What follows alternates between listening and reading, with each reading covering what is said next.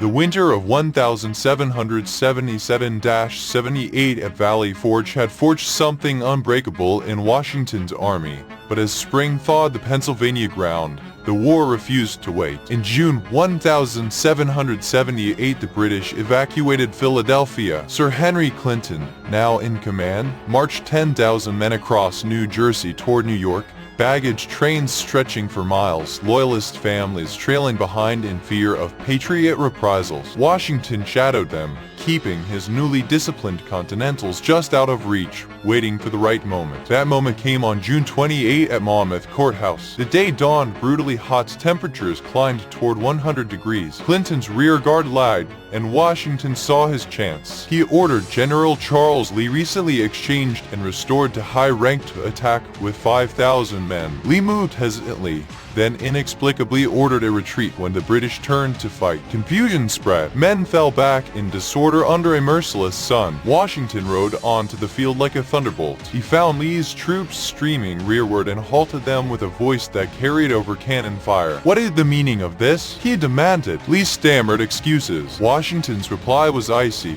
"You have disgraced yourself and the army." He relieved Lee on the spot, rallied the retreating men, and formed a new line across a rise of ground. All afternoon the battle raged. Volleys, bayonet charges, artillery duels in suffocating heat. Soldiers collapsed from sunstroke, yet the Americans held. When darkness finally ended the fight, both sides claimed victory, but the British slipped away in the night. Clinton reached New York unmolested, yet the myth of British invincibility suffered another blow. For the first time, Continental regulars had stood against redcoats in open field and refused to break. The French alliance, sealed in February 1778, now began to show its weight. In July, Admiral d'Estaing arrived off Delaware Bay with 12 ships of the line and 6 frigates, France's first open naval commitment. Too late to trap the British in Philadelphia, he followed Clinton to New York, hoping to blockade the harbor and force a decisive battle. The British fleet inside was slightly weaker, but the pilots warned d'Estaing that the bar at Sandy Hook was too shallow for his heavy ships. He hesitated, then withdrew to Rhode Island. There the Allies planned their first joint operation, recapture Newport, held by 6,000 British under General Robert Pigott. Washington sent Nathanael Greene and Lafayette with a strong Continental detachment to cooperate with d'Estaing's fleet and General John Sullivan's New England militia. The operation started well. French ships forced the British squadron in Newport Harbor to scuttle or burn their vessels, but then a violent gale scattered d'Estaing's fleet, damaging several ships and forcing them to limp to Boston for repairs. Sullivan's militia, already uneasy about serving under French command, grew restless when d'Estaing announced he must sail for the West Indies to protect French interests there. Many Americans felt betrayed. Sullivan's force assaulted the British lines anyway, was repulsed, and withdrew in bitterness. The failure at Newport sparked ugly incidents. In Boston, French and American sailors brawled on the wharves. Newspapers grumbled about allies who fought only when it suited Paris. Washington spent weeks writing letters, soothing egos, reminding everyone that France's entry had already forced Britain to disperse her strength across the globe. Without French ships and money, he argued, the revolution would have collapsed long ago. Slowly the storm passed, but the lesson was clear. Coalition warfare was as much diplomacy as combat. With no major operations possible in the north, the war shifted south. Clinton and Lord George Germain had fixed on the Carolinas and Georgia as Britain's best hope. The region was distant from Washington's main army, thinly populated, dotted with loyalists, and vulnerable to naval power. In December 1778, a small British expedition under Archibald Campbell seized Savannah almost without resistance. Georgia fell quickly. The next target was Charleston, the richest city in the South, the key to the Carolinas. In the spring of 1780, Clinton himself sailed south with 14,000 men, the largest force Britain had yet committed to a single American operation. He landed near Charleston in February, invested the city, and began methodical siege works. American commander Benjamin Lincoln had about 6,000 men inside the defenses, but morale was low and supplies short. For 6 weeks the bombardment continued. British parallels crept closer. On May 12, 1780, Lincoln surrendered, the worst American defeat of the entire war. 5,000 Continentals and militia went into captivity. Charleston, the pride of the South, was in British hands. Cornwallis took command in Interior. He crushed the remnants of American resistance at Cannon in August, routing Horatio Gates so thoroughly that the general fled the field on the fastest horse he could find. The South seemed lost, yet the deeper truth was different. British victories in the Carolinas stretched their lines thin,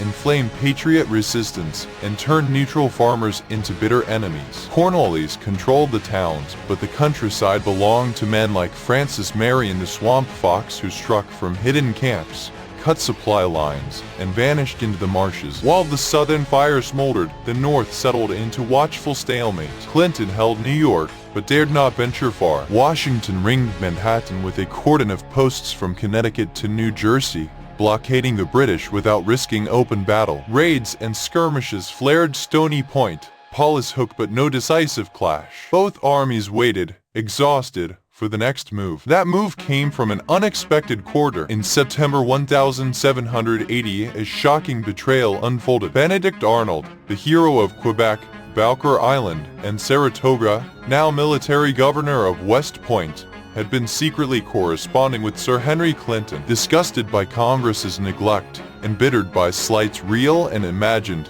tempted by promises of wealth and rank, Arnold agreed to surrender West Point, a key fortress controlling the Hudson, for £20,000. The plot unraveled when British Major John Andre, carrying incriminating papers, was captured by militiamen near Tarrytown. Arnold fled downriver to a British ship, escaping capture by minutes. Andre was tried as a spy, condemned, and hanged. The nation reeled. One of its brightest stars had turned traitor. Washington called it treachery of the blackest dye. Yet the loss of West Point was averted, and the army's loyalty held firm. The year 1780 closed in gloom. Charleston gone, Gates disgraced, Arnold unmasked, mutinies brewing in winter camps over arrears of pay and rotten rations. Yet beneath the surface, the tide was turning. French troops under Rochambeau had landed at Newport in July. 6,000 disciplined veterans who brought not only muskets, but gold, supplies, and the promise of naval support. Britain's resources were stretched to breaking. War with France, Spain, Holland. Fleets blockaded. Armies pinned down across the globe. The longer the war lasted, the weaker London became. In the South, Nathanael Greene replaced Gates and began a campaign of calculated risk. He divided his small force, sending Daniel Morgan west with 600 men. At Cowpens in January 1781, Morgan lured Tarleton's legion into a trap. When the British charged, the American militia feigned flight, drew Tarleton forward, then wheeled and struck from both flanks. The legion was annihilated, most killed or captured. Cornwallis, furious, burned his baggage to lighten his army and chased Greene across North Carolina in a desperate race to the Dan River. Greene slipped across just in time.